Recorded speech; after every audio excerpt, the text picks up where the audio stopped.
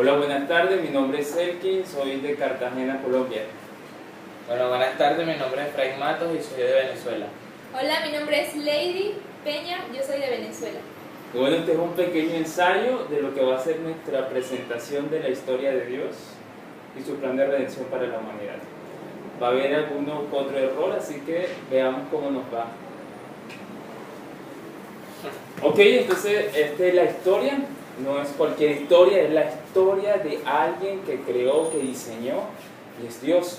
Entonces, ¿dónde inicia la historia? La historia inicia con la Trinidad, Padre, Hijo y Espíritu Santo.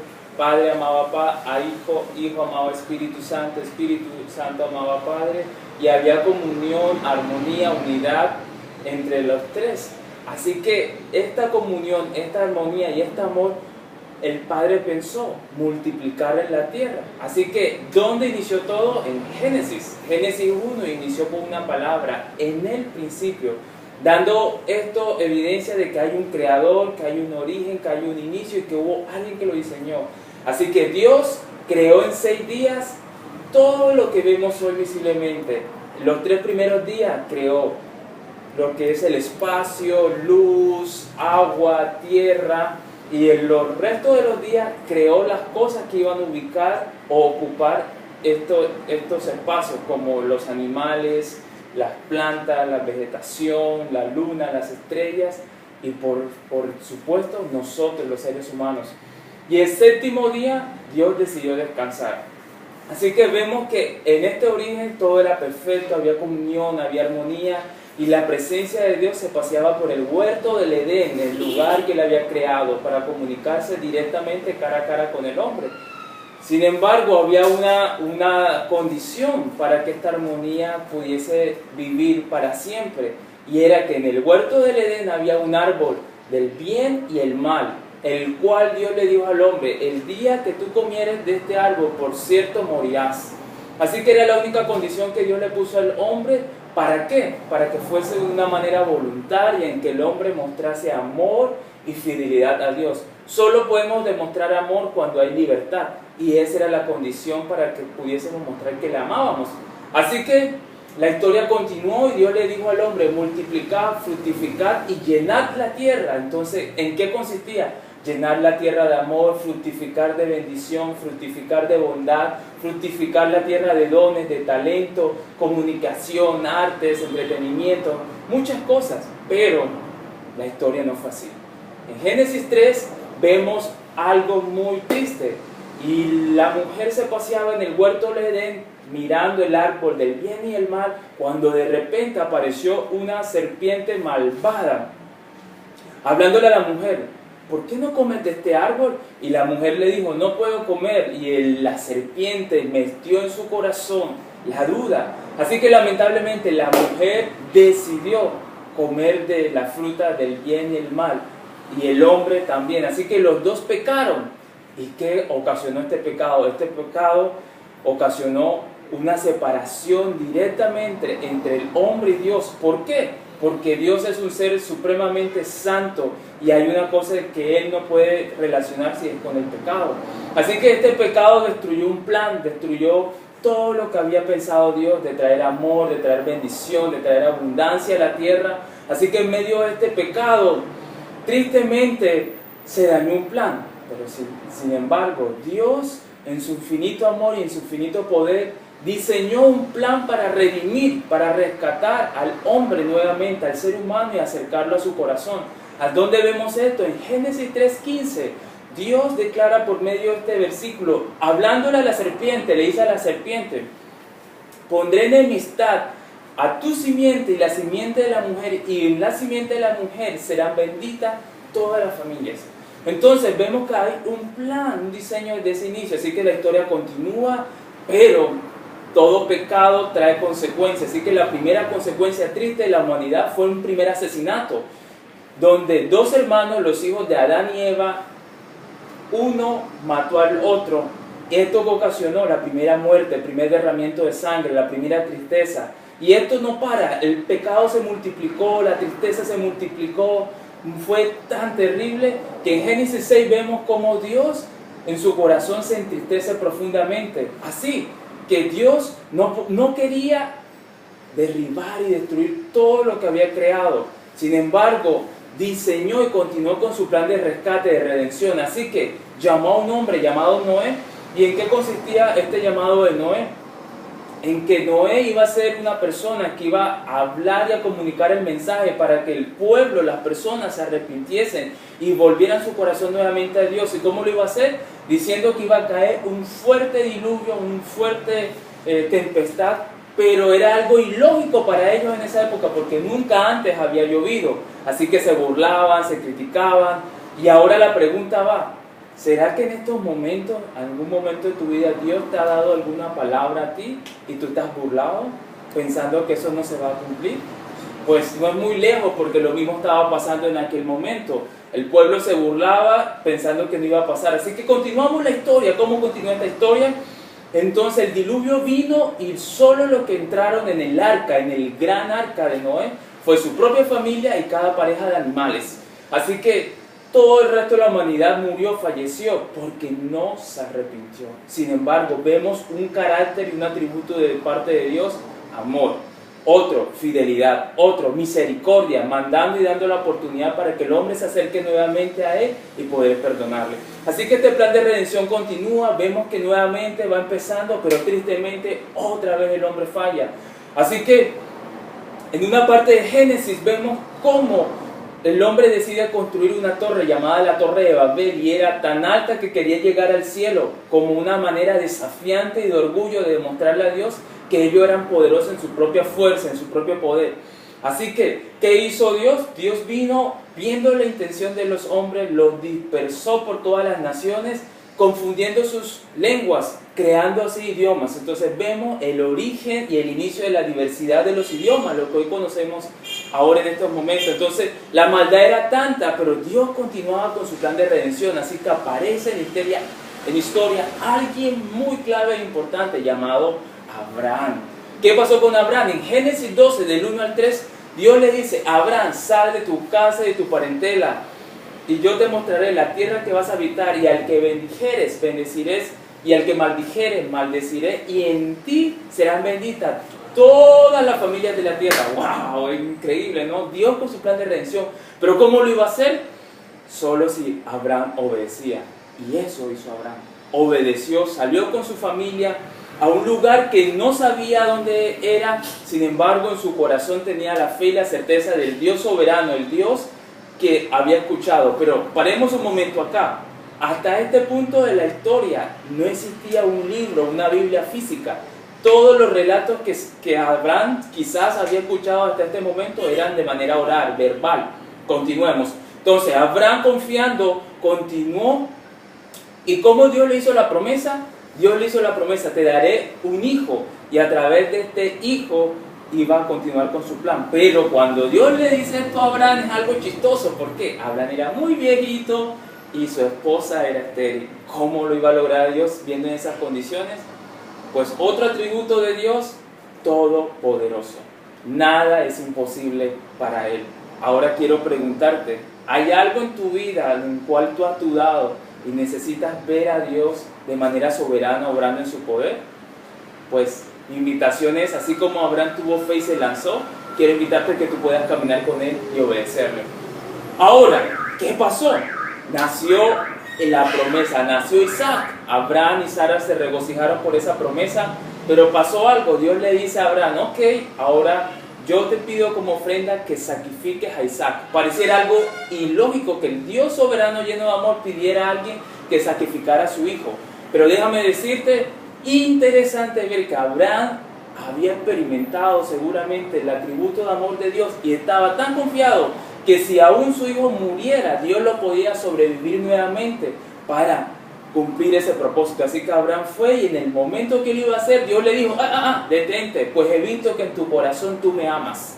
Así que Isaac creció, y Isaac también tuvo un hijo, continuando con este plan de redención. Isaac tuvo un hijo llamado Jacob, y Jacob tuvo 12 hijos, de los cuales se conformaron las 12 tribus de Israel. Entonces, con estas 12 tribus se conformó el pueblo de Dios. Entonces vemos cómo la promesa de Dios a través de Abraham de multiplicarle, de fructificarle y de bendecir las tierras ya estaba tomando su curso. Pero de los 12 hijos, Jacob tenía uno preferido, José. Y esto ocasionó que el resto de sus hermanos tuviesen envidia, tuviesen celo de él. Así que por envidia y por celo lo arrojaron a una cisterna, y cuando venían... En fin, te resumo la historia. Lo vendieron a Egipto. Entonces, José creció en Egipto y de manera muy providencial el faraón necesitaba interpretar sueños y Dios había regalado ese don a José. Así que José interpretó los sueños del faraón, dando por cierto que esto permitió que el faraón lo colocase como el segundo al mando después de él. ¡Wow! ¡Qué plan de redención! Entonces continuamos con esto. José se da cuenta que lo que viene para Egipto es una gran hambruna, un gran desastre, así que crea un sistema de gobierno para guardar alimento, y la población de Egipto vendía sus posesiones, y a través de eso podían alimentarse y sostenerse de esa hambruna. Y también las 12 tribus, sus hermanos, estando de la tierra donde estaban, viendo que no había nada, tuvieron que venir hasta donde José, dando por sorpresa que José restaura nuevamente, redimiendo su relación como familia otra vez. Así que sus hermanos, sus padres viven dentro de Egipto. Te resumo, así que José finaliza su historia al morir. Antes de morir su padre Jacob da bendiciones a cada uno de los hijos y da una bendición muy especial a una de las tribus, y es la tribu de Judá. Y le dice a esta tribu de Judá: por cierto, de ti saldrá el legislador y de ti saldrá el cetro de Judá.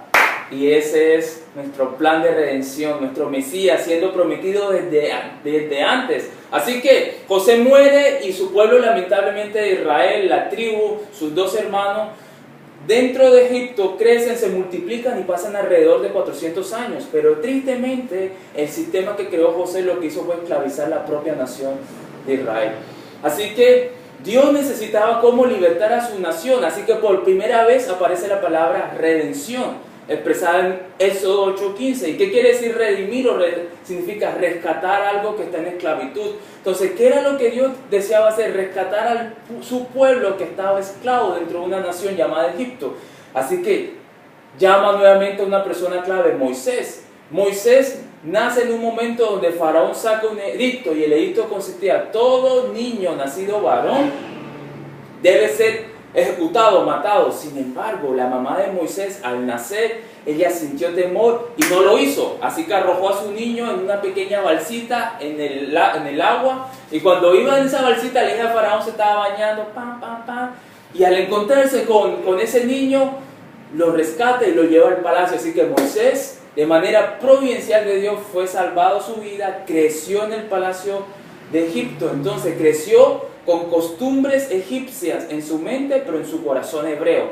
Así que fueron 40 años que estuvo dentro del palacio. Luego, en una serie de situaciones, descubrió en su corazón que tenía más inclinación hacia los hebreos. Entonces intentó meterse en una situación, no salió bien librado y fue huyendo en el desierto. Y en medio del desierto, ahí Dios, llamado Yahvé, en ese momento se le revela y le da su plan. Así que Moisés acepta este plan de sacar al pueblo y liberarlo en medio de Egipto por la ayuda de Dios.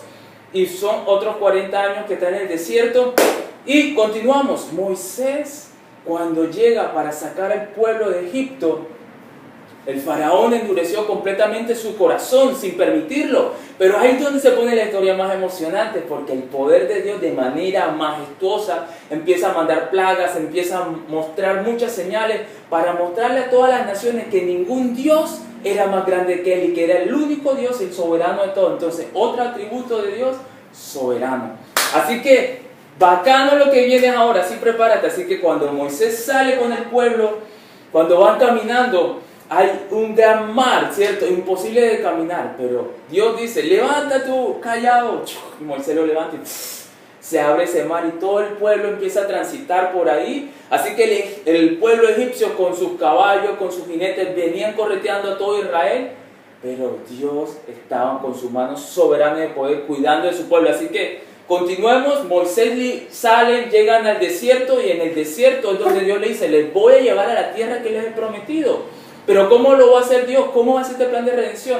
Así que llegan a un monte que se llama el monte de Sinaí. Es muy importante este monte porque en ese monte Dios da las tablas en piedra que son los 10 mandamientos, las leyes. ¿Y en qué consistían estas leyes para el pueblo de Dios? Estos mandamientos no querían complicarle la vida ni colocar prohibiciones. Lo que buscaban estos mandamientos era ayudarle a que pudieran relacionarse de manera vertical con Dios y de manera horizontal entre ellos como hermanos. Entonces en realidad era una protección para ellos mismos, pero lamentablemente en poco tiempo el pueblo empezó a descarriarse creando otros dioses, así que Moisés tuvo que reestructurar, mirar cómo hacer todo, y Dios le enseñó algo a Moisés, y fue que Dios le enseñó la forma de crear un tabernáculo. ¿Y qué es un tabernáculo? Es como una especie de tienda y consistía con varias especificaciones para que la presencia de Dios reposara allí.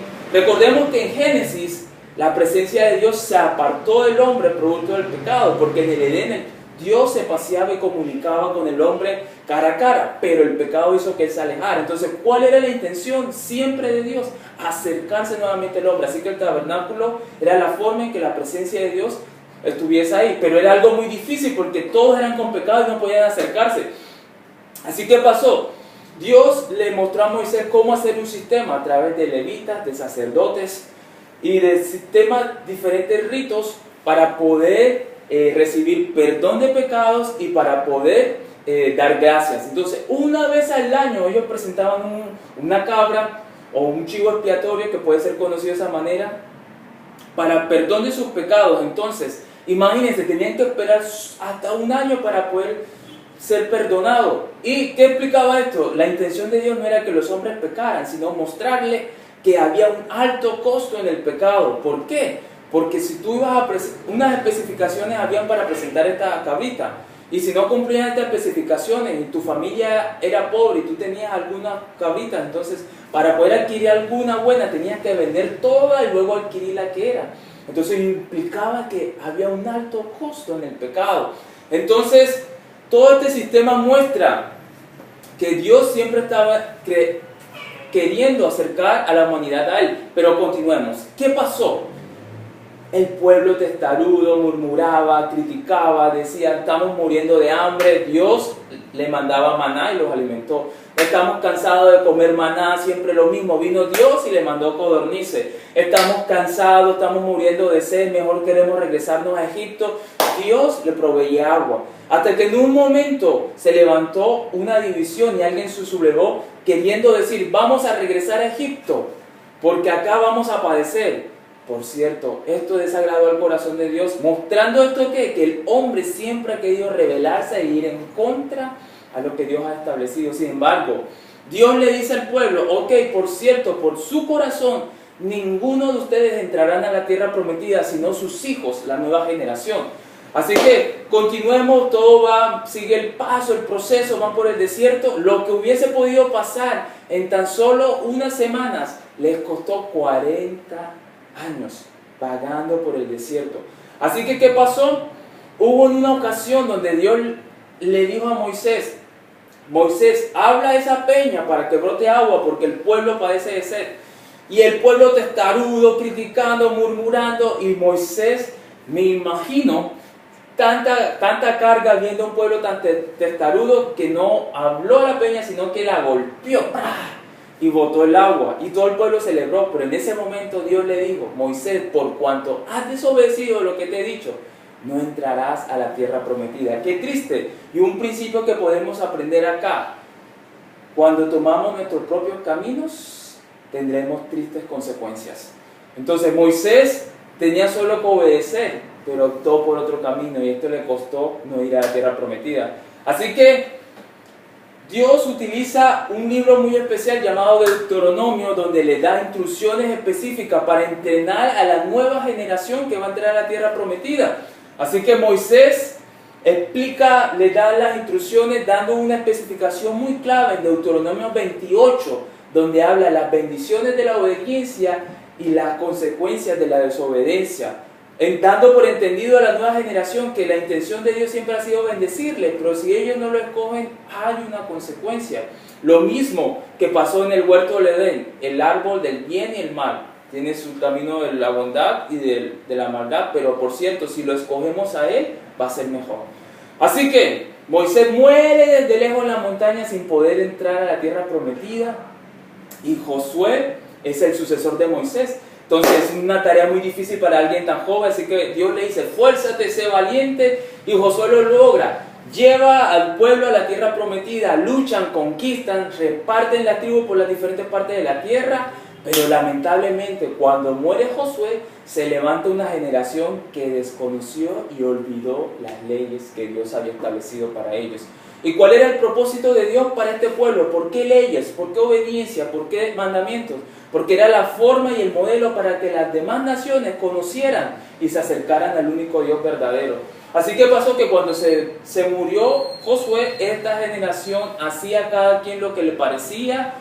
Entonces Dios, en su misericordia, su carácter ahí bondadoso, para seguir con su plan de redención, constituyó jueces, y a través de los jueces poder crear orden al pueblo. Pero cada vez que se levantaba un juez, la gente se quejaba, venía opresión, venía pecado, y era un ciclo repetitivo, y ninguno pudo hacer lo recto delante de los ojos de Dios. Así que con los jueces, justamente Dios levantaba profetas para poder llevar su palabra, y en uno de ellos muy clave aparece Samuel. Y Samuel, siendo una persona muy clave en la historia, era como el portavoz de Dios en el pueblo en esa época, y el pueblo empezó a reclamar rey, cosa que Dios le dijo, ustedes serán diferentes. Pero el pueblo no, queremos un rey como las demás naciones. Pero la intención de Dios era que Israel, su pueblo, su nación, entendieran que el rey de ellos era el mismo Dios creador. Pero el pueblo de Israel no lo quiso, sino querían hacer como las otras naciones. Así que Samuel se entristeció, pero Dios le dijo, no te entristezcas, Samuel, porque no te han rechazado a ti, sino a mí, el Dios verdadero. Así que, ¿qué pasó? Dios, dice, escogió a alguien como rey llamado Saúl. Saúl tenía como el prototipo físico, alto, hermoso. Dice que su físico era más alto que todos los hombres, y si era hermoso, déjame decirte, era. Entonces, ¿qué pasó? Que Saúl tenía el físico, pero no tenía el corazón, y se corrompió. Y ahí tenemos que preguntarnos a nosotros mismos, quizás hemos visto que tenemos las cualidades, dones y talentos, pero cuando vemos nuestro corazón nos damos cuenta que no cumplimos los requisitos. Y esto nos desafía mucho a lo que viene, porque Saúl no cumplió los requisitos, así que Dios lo desechó. ¿Y cómo lo desechó? Ungiendo a un niño llamado David, alguien jovencito que se crió en medio de cuidar ovejas. Y dice que cuando venían leones, el Espíritu del Señor venía y él atacaba y defendía a las ovejas, destruyendo leones o destruyendo osos. Entonces, ¿de dónde venía ese poder? Seguramente David, estando en el desierto, la alababa, glorificaba a Dios, su poder venía de adentro. Entonces, hay algo muy bueno que pasó acá, porque viene Goliat a atacar al pueblo, los filisteos desafiando a Israel, y David va hacia lo que está pasando, y Saúl, en vez de ir a defender a su pueblo, estaba ahí en su palacio. Así que acepta que David haga ese reto, le coloca la armadura, y David, siendo tan pequeño, su armadura era muy pesada, no lo podía hacer. Así que David fue con una piedrecita, una onda, ¡pah!, y le dio al gigante, derribándolo, diciendo lo siguiente: tú vienes con espada y con jabalina, y yo voy en el nombre del Señor, el Dios de los escuadrones. Así que, ¿qué pasó? David fue proclamado como rey. David fue una persona conforme al corazón de Dios. Sin embargo, David también pecó con una mujer llamada Betsabé. Pero luego que fue confrontado, automáticamente él se arrepintió. Y esto hizo algo muy especial, porque la Biblia entonces nos muestra que su intención no es tapar las equivocaciones, sino revelarla para que nosotros no cometamos lo mismo. La pregunta es, ¿a qué te has visto tentado en este tiempo? Y sabes que Dios te lo está diciendo, no lo hagas. Pues ciertamente David fue informado y no obedeció, hasta que entró una profunda convicción, se arrepintió. Y David es una persona muy clave en la historia, porque de ahí viene algo. Sí. Bueno. Entonces, Hemos visto entonces la historia del pueblo de Israel desde ese tiempo hasta ahorita, y hemos visto la historia del periodo de los jueces, luego el periodo de que ya el pueblo pide rey y pidieron como rey, que les dieran un rey como las otras naciones. Y es interesante que uno de los mayores problemas que tuvo Israel es querer ser como las otras naciones, cuando ellos debían ser un pueblo apartado por Dios. Entonces vimos que entramos ahora a la época de la monarquía, empezando con el rey Saúl, luego vino el rey David, que recibió la promesa que de su descendencia nacería un Mesías, y luego del pecado del rey David con Betsabé, nació su hijo Salomón. Entonces, ¿quién fue Salomón según la historia? Tenemos que Salomón fue el que agarró, el predecesor, ¿sí?, que agarró el reinado. Pero Salomón tenía algo interesante, que cuando él empezó su reinado, Dios se le apareció la primera vez y le dijo que qué quería él pedir, y que lo que él pidiera, Dios se lo iba a dar. Entonces Salomón, en vez de pedir dinero, en vez de pedir riqueza, pidió sabiduría para poder gobernar al pueblo. Entonces vemos cómo la sabiduría puede llegar a ser mucho más valioso que tener riqueza, que tener dinero, o que tal vez tener poder. Ser sabio tiene aún más valor que todas estas cosas, y Dios por amor a él, aparte de la sabiduría que le dio mucha riqueza y mucho poder. Entonces, durante el reinado de Salomón sucedieron muchas cosas buenas. ¿Por qué? Porque para ese tiempo Salomón construyó el templo. Antes el templo era el tabernáculo de reunión, que eran unas carpas, pero ahora el templo él lo construyó con oro muy fino, y fue un templo muy grande, y que las otras naciones lo vieron muy, muy poderoso. Entonces, cuando él construyó el templo, tenemos la primera vez de la redención de Dios en el periodo de Salomón, es que en Primera de Reyes 9 la presencia de Dios bajó al templo y llenó el templo. Hicieron una promesa donde decía que si ellos cumplían las bendiciones del pacto, entonces iban a venir maldiciones, pero si desobedecían el pacto, la presencia de Dios se iba a ir, como lo veremos después. Entonces, en Primera de Reyes 11 vemos cómo la humanidad del hombre siempre lo induce al pecado, y vemos lo que es la apostasía de Salomón. ¿Qué significa esto? Que Salomón dejó de seguir a Dios y se desvió precisamente por las mujeres. Dicen que él tuvo 700 esposas y más o menos 300 concubinas, o sea, más de 1000 mujeres, y lo que hicieron fue que desvió su corazón del corazón de Dios.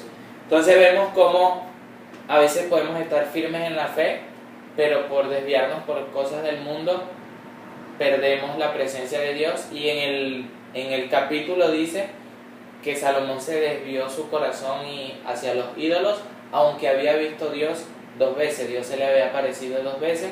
Entonces eso no es una garantía, porque siempre estamos cerca del pecado, pero siempre debemos permanecer firmes en nuestra fe. Entonces, después que Salomón muere, su hijo Roboam agarra el reino, pero Salomón todo lo construyó a base de un tipo de leva, que era como una esclavitud obligatoria que alguien debía cumplir. Entonces Roboam, su hijo, agarró el reino, pero él, en vez de bajarle la intensidad que traía, él lo que hizo fue subir la intensidad de los trabajos, y el reino se dividió en 2 partes. Se dividió la parte de arriba, fue el norte, con la capital fue Samaria, y la parte del sur fue Judá, que su capital fue Jerusalén, y fueron 10 tribus arriba y 2 tribus abajo que se quedaron. Entonces, vemos que en el reino del norte ningún rey fue bueno, todos desviaron su corazón. ¿Por qué?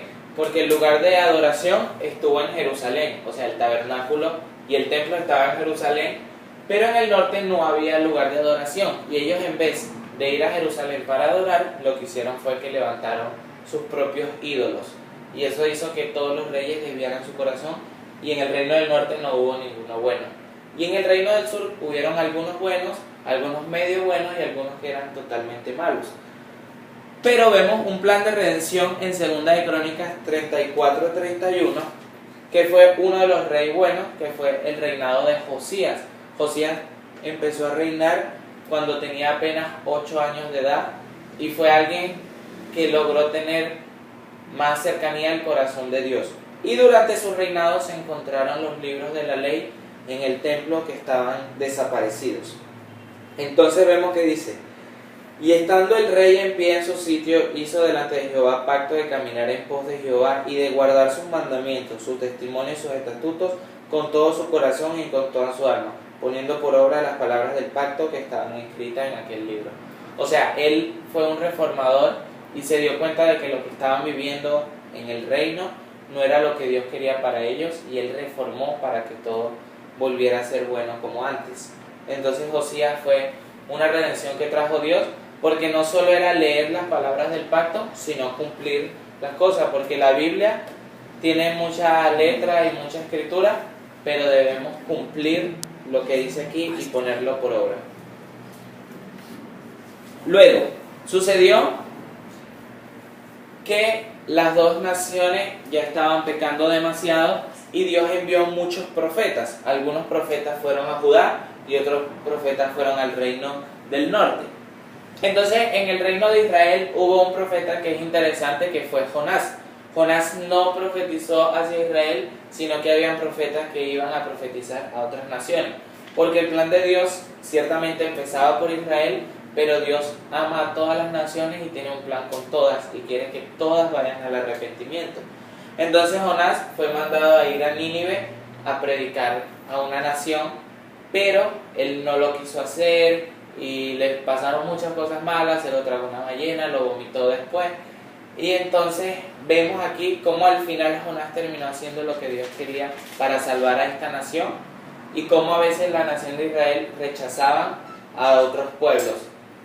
Y lo interesante de todo esto es que cuando tenemos un llamamiento de Dios o Dios nos da una palabra, debemos obedecerla de manera inmediata para no ser castigados.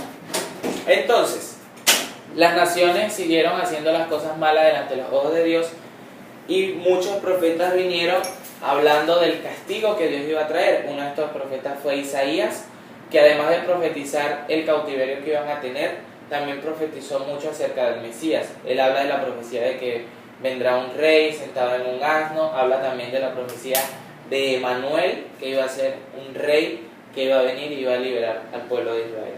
Y otro de estos profetas fue Jeremías, que fue un profeta interesante porque él profetizó mucho, pero las personas no lo quisieron escuchar. Y aunque era la palabra de Dios, prefirieron rechazar todo lo que él decía. Entonces, en el 722, uno de los imperios de la época, que fue Asiria, atacó al reino del norte y se los llevaron cautivos. Y la manera de llevarlos cautivos era que se los llevaban presos, pero los esparcían por diferentes partes del imperio. ¿Para qué? Para que perdieran su cultura, perdieran sus raíces y perdieran su idioma. O sea, que perdieran totalmente su identidad como nación. Y en el 586 fueron al cautiverio la nación de Judá, ya no bajo el imperio asirio, sino ahora bajo el imperio babilónico, que había crecido y dominado toda la región. ¿Y por qué fueron al cautiverio? Porque desobedecieron los mandamientos del pacto. Y uno de esos mandamientos era que si no obedecían el pacto, Dios los iba a llevar fuera, pero después los iba a regresar. Porque el castigo de Dios no es un castigo eterno, sino que Dios espera que nosotros nos arrepintamos y recibamos de su salvación. Entonces, en el cautiverio, Judá tenía una promesa por medio de David de que de él iba a nacer el Mesías. Entonces Dios preservó a la nación de Judá durante su cautiverio, y ellos estuvieron en cautiverio 70 años. Y en el cautiverio fue que se escribe el Salmo 137, que dice, hermanos de la iglesia, dice, el Salmo 37 dice: lamento de los cautivos en Babilonia. Y es interesante que ellos en ese momento no tenían alegría, sino que tenían mucha tristeza. Y el 137.4 dice: ¿cómo cantaremos cánticos de Jehová en tierra de extraños? Si me olvidare de ti, oh Jerusalén, pierda mi diestra su destreza. Mi lengua se pegue a mi paladar, si de ti no me acordare, si no te enalteciera Jerusalén, como preferente asunto de mi alegría. O sea, ellos aunque estaban fuera de Jerusalén, ellos amaban su ciudad. ¿Por qué? Porque ellos estaban siendo de una manera inmigrantes en otro lugar, pero su corazón estaban en Jerusalén y tenían la esperanza de que iban a volver. Uno de los profetas que estuvieron en este tiempo fue el profeta Daniel, que él fue como un gobernador de las tierras de Babilonia y lo tenían en muy alta estima. Y él, aunque estaba en otro lugar, dice la palabra que él no se contaminó del lugar en donde estaba. Mientras todos hacían lo malo, él permaneció fiel. Y así es en nuestras vidas. Normalmente somos cristianos y estamos en la iglesia, pero la idea es que nosotros impactemos al mundo y no que nos dejemos impactar por las cosas del mundo hacia nosotros. Y otro profeta fue Ezequiel. Y es interesante que Ezequiel en visión vio cuando la presencia de Dios se fue del templo por todo lo malo que el pueblo había hecho, y él se dio cuenta de que ya la presencia de Dios no estaba con el pueblo de Israel por su pecado. Pero luego tiene una visión donde la presencia de Dios vuelve al templo, y aún más, porque ya no es solo el templo, sino que involucra a todas las naciones. Y eso es como lo que dice en Habacuc 2:14, que la tierra será llena del conocimiento de la gloria de Dios. O sea, que en un futuro vamos a ser, nosotros los cristianos vamos a impactar para que todas las naciones conozcan, y no que la verdad se quede con nosotros, sino que sea un impacto a todos. Entonces, luego vienen los regresos, porque Dios había prometido que iban a pasar en cautiverio, pero que iban a regresar luego de 70 años. Y Daniel se dio cuenta de esto, una vez leyendo las profecías que Dios había dado, se dio cuenta de que ya estaban a punto de cumplirse los 70 años del cautiverio y que iban a regresar. Y el regreso sucedió en 3 etapas. La primera etapa por Zorobabel, la segunda por Esdras y la tercera por Nehemías. Zorobabel, ¿quién fue? Zorobabel fue como un gobernador de ellos mientras estaban en el cautiverio, y era como el líder político. Entonces la primera vuelta sucedió con Zorobabel. La segunda sucedió con Esdras. ¿Quién fue Esdras? Esdras fue un maestro de la ley que estudiaba la ley, pero que no solo la estudiaba, sino que la aplicaba. Y lo vamos a ver en Esdras 7:10. Si pueden ir conmigo a Esdras 7:10. ¿Qué dice? Porque Esdras había preparado su corazón para inquirir la ley de Jehová y para cumplirla, y para enseñar a Israel sus estatutos y decretos. Y vemos aquí un parámetro que Dios nos da a nosotros como la iglesia, que tenemos la palabra, o sea, la ley, que debemos estudiar la ley, debemos entender lo que dice la palabra, pero también debemos cumplirla. Que no nos pase como los fariseos, que entendían la ley y la estudiaban, pero eran hipócritas porque no la cumplían. Y ahí vemos un principio que primero debemos hacer para luego enseñar, debemos cumplir. Y es interesante que él luego es para enseñar a Israel sus estatutos y sus decretos. Y nosotros, con todo lo que sabemos, no es para que nos quedemos nosotros, sino para que lo compartamos y llevemos el amor de Dios a otros. Entonces con Esdras sucedió el segundo regreso. Y como Judá estaba destruida, él empezó a coordinar que se empezara a reconstruir el templo de Dios. Entre esos profetas tenemos a Ageo, porque el templo lo estaban construyendo, pero a la gente ya después le dio flojera y lo dejaron de construir. Y Dios envió a un profeta que fue Ageo, que los incentivó a que volvieran a reconstruir el templo.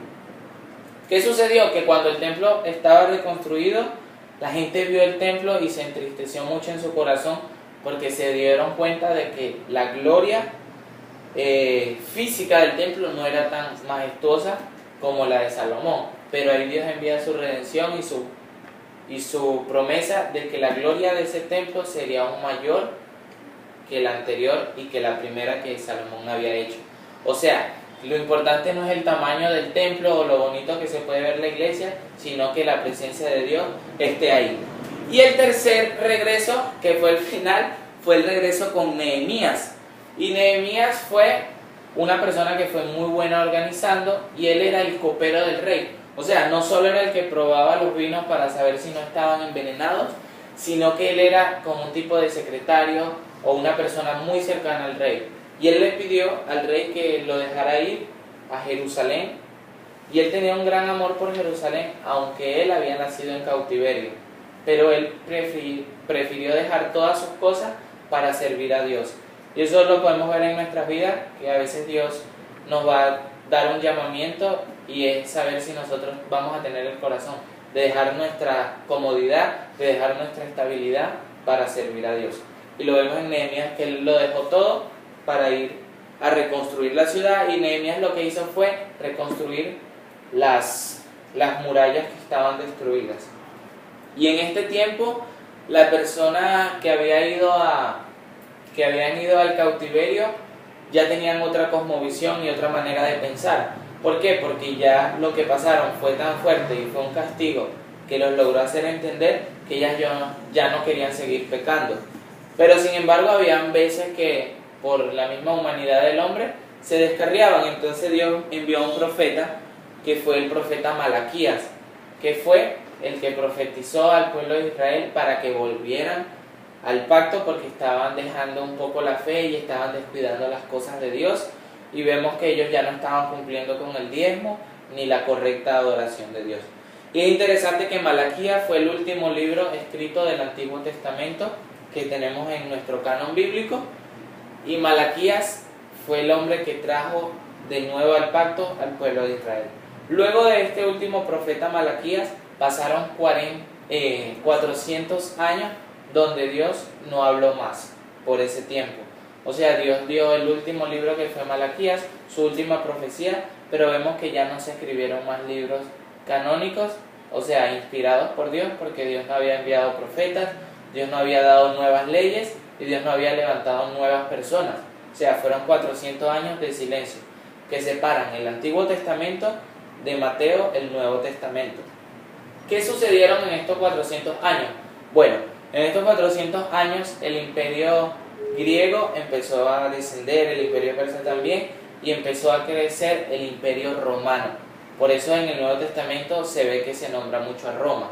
El imperio romano empezó a crecer, y a veces nos hacemos la pregunta de por qué el Mesías nació en esta época, y es porque en esta época se podía llevar mejor el evangelio, porque había mejores vías de comunicación que actualmente se siguen utilizando, tanto vías por terreno y vías acuáticas. Entonces, ¿qué más sucedió en estos 400 años? Como Dios dejó de hablar, la gente, el deseo de conocer qué Dios quería decir y de su palabra, nacieron las sinagogas, nació el Sanedrín, los fariseos, los saduceos, que eran personas que estudiaban la ley. Y bajo este contexto, todas las personas estaban en una espera constante de cuándo vendría el libertador, de cuándo vendría un Mesías que los sacara de la esclavitud, o que los libertara y los volviera a ser pueblos libres e independientes. Y bajo este contexto fue que nació Jesús.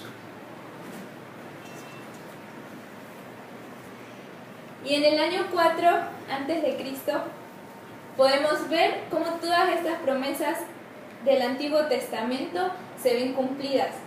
Como vemos también cómo el Mesías, el más esperado por todos, también se cumple en este año.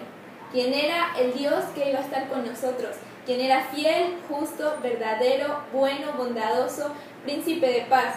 Como podemos ver también en el Antiguo Testamento, los profetas y los reyes que también vemos constantemente eran personas infieles, personas que estaban también fallando constantemente a Dios. Pero vemos cómo Jesús es un hombre perfecto, es un hombre que vino a la tierra para cumplir también la promesa de parte de Dios, el cual era restaurar la relación que en un principio se había perdido con la humanidad. Y aquí también podemos ver cómo en Isaías 19:20 dice: y será por señal y por testimonio a Jehová de los ejércitos en la tierra de Egipto, porque clamarán a Jehová a causa de sus opresores, y él les enviará Salvador y príncipe que los libre. Entonces, en esta promesa podemos ver cómo Jesús venía a ser también el libertador de la humanidad. Cómo él con sus enseñanzas, cómo él al venir a la tierra también iba a establecer un reino diferente. Los judíos también querían, o ellos pensaban, el concepto que tenían también de esa Mesías que iba a venir, era que iba a pelear por ellos, aún con espada y con ejército. Pero vemos cómo Jesús lo hizo de una manera diferente. Cómo él a través de su ministerio también amó a las personas, cómo él a través de su ministerio también amó a sus enemigos, aún llevando sanidad, aún libertando, trayendo libertad a los cautivos, trayendo luz también a sus vidas. Y entonces mi pregunta también hoy es: cómo nosotros estamos también viendo a nuestro prójimo, cómo nosotros estamos amando, si realmente lo estamos haciendo con nuestras acciones, así como es el mandato de Dios, o cómo lo estamos haciendo realmente. Vemos cómo Jesús era un hombre perfecto y aún él siendo hombre pudo mostrar aquí en la tierra de que realmente sí podemos vivir bajo la voluntad de Dios. Aún él dejó todos, se despojó aún de todo esto de ser Dios, aún de ser el Hijo de Dios, para hacerse uno al igual que nosotros. Y para mostrarle también al pueblo de Israel cómo realmente él quería que ellos pudiesen vivir.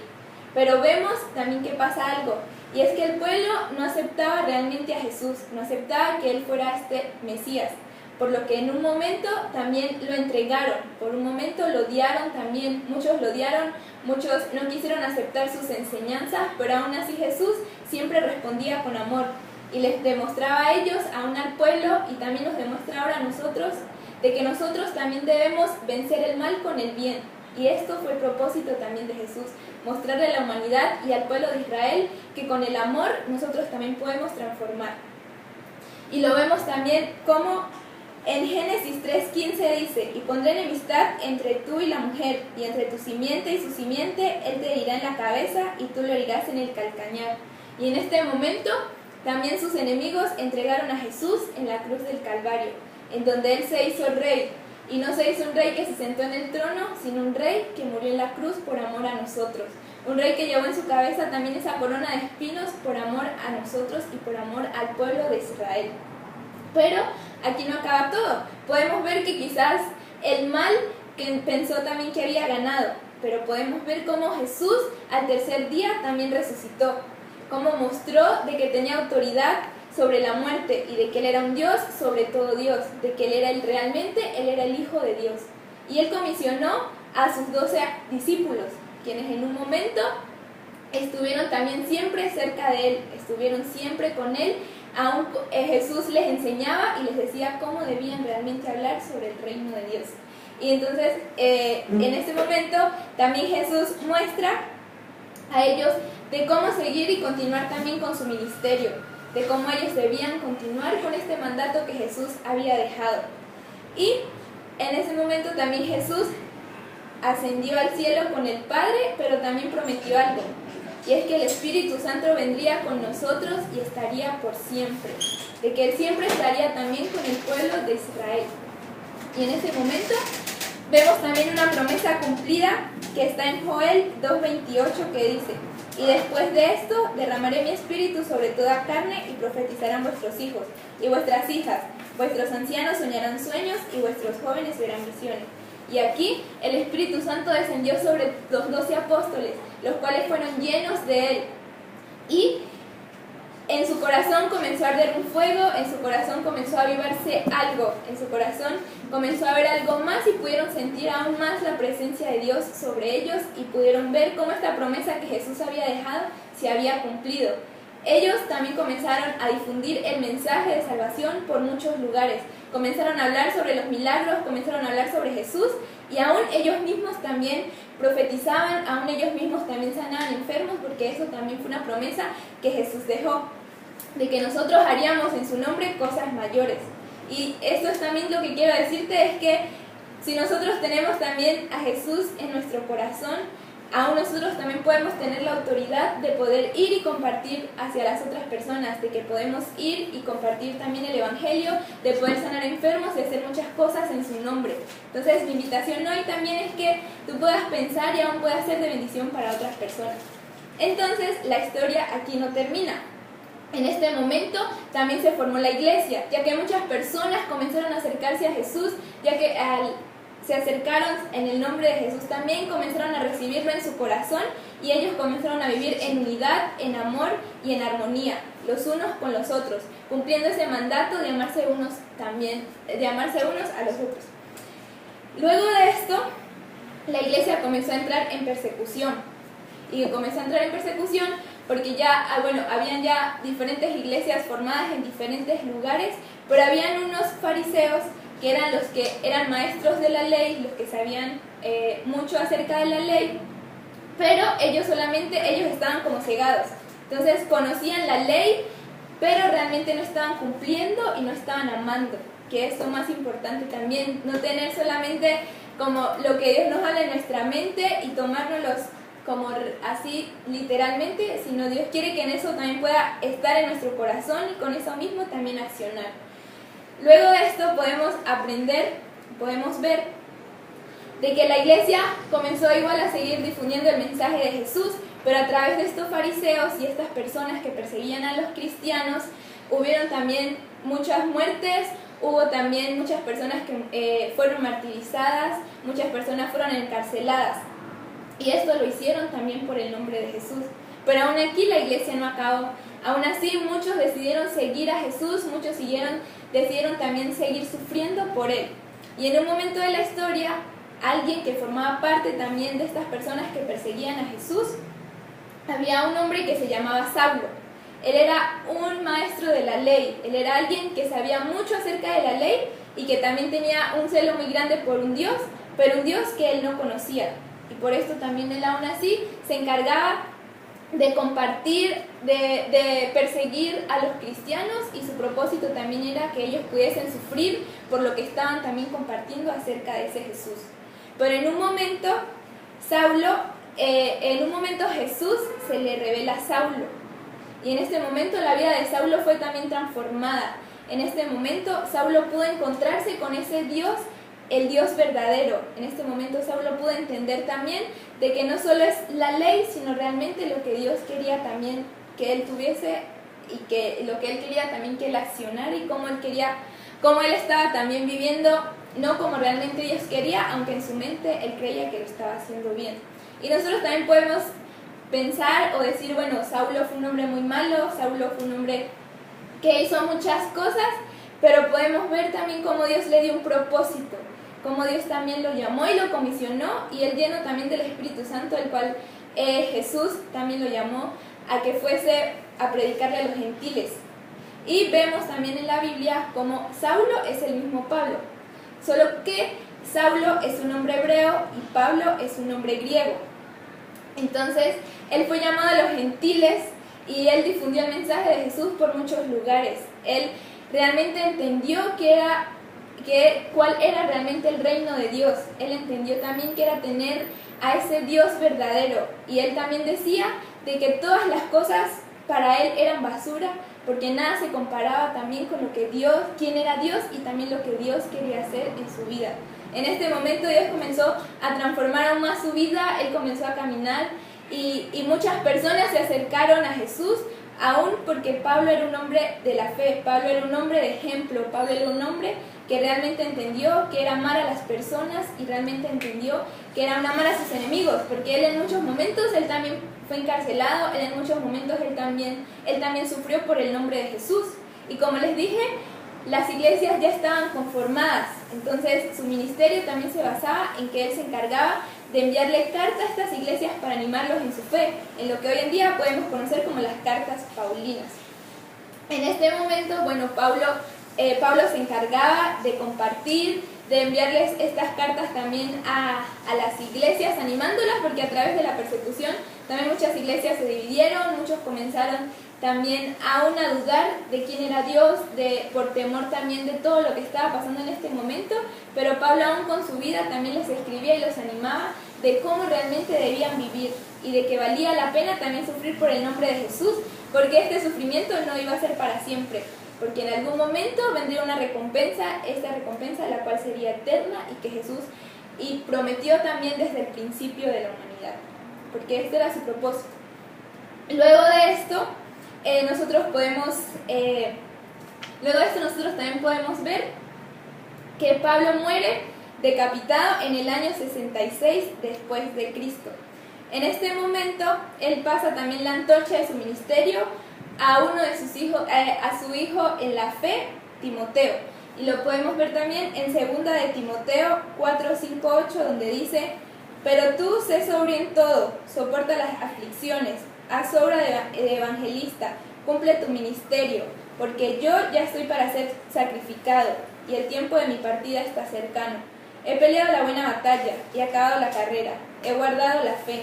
Por lo demás, me está guardada la corona de justicia, la cual me dará el Señor, juez justo en aquel día, y no solo a mí, sino también a todos los que aman su venida. Pablo también le compartió y le transmitió esto a Timoteo. ¿Y con qué razón? Con la que Timoteo también pudiese seguir este ministerio que Jesús también le había dejado a los discípulos. Ese mismo ministerio Timoteo lo iba a continuar, y aún yo creo también que Timoteo en muchos momentos también en su corazón había mucho temor, en su corazón también había muchas cosas por todo esto lo que estaba pasando, pero vemos también como Pablo fue un hombre que demostró el cómo es morir también por Jesús, en recordarles constantemente de que ellos tendrían una recompensa y de que Jesús también iba a ser en un momento glorificado. Y bueno, aquí no termina todo. Entonces vemos también como el final de toda esta historia que vemos de la historia también de Dios. Vemos como al final Jesús también da una esperanza. Vemos también como al final Jesús promete de que en algún momento Él iba a regresar, animándonos en que nosotros también pudiésemos permanecer en Él, en que nosotros, como vemos todos estos hombres que fueron mártires, como vemos todos estos hombres que murieron también por el nombre de Jesús, y que también gracias a ellos hoy también nosotros podemos conocer sobre la salvación, de que a través de ellos y todo lo que ellos, lo que causó también el seguir a Jesús, nosotros también pudiésemos tener hoy lo que llamamos la Biblia y pudiésemos también conocer la historia de Dios. Entonces, esto es algo muy importante porque en muchos momentos nosotros también podemos pensar de que todo está perdido o que sí, como muchas veces no vale la pena seguir a Jesús, aún por cosas pequeñas que nosotros estamos pasando. Pero vemos aún de que ahora esto no es en vano, de que ahora podemos ver también cómo nosotros en algún momento Jesús va a venir y va a restablecer todo, de que Él va a demostrar cómo el mal, cómo el bien también va a vencer el mal para siempre y de que Él va a estar con nosotros. Y esta historia tiene un propósito. En Apocalipsis 7:9 dice: después de esto miré, y he aquí una gran multitud, la cual nadie puede contar, de todas naciones y tribus y pueblos y lenguas, que estaban delante del trono y en la presencia del Cordero, vestidos de ropas blancas y con palmas en las manos, y clamaban a gran voz diciendo: la salvación pertenece a nuestro Dios, que está sentado en el trono y al Cordero. Sí. Y también nos dice: he aquí yo vengo pronto y mi galardón conmigo para recompensar a cada uno según su obra. Yo soy el alfa y el omega, el principio y el fin, el primero y el último. Gracias.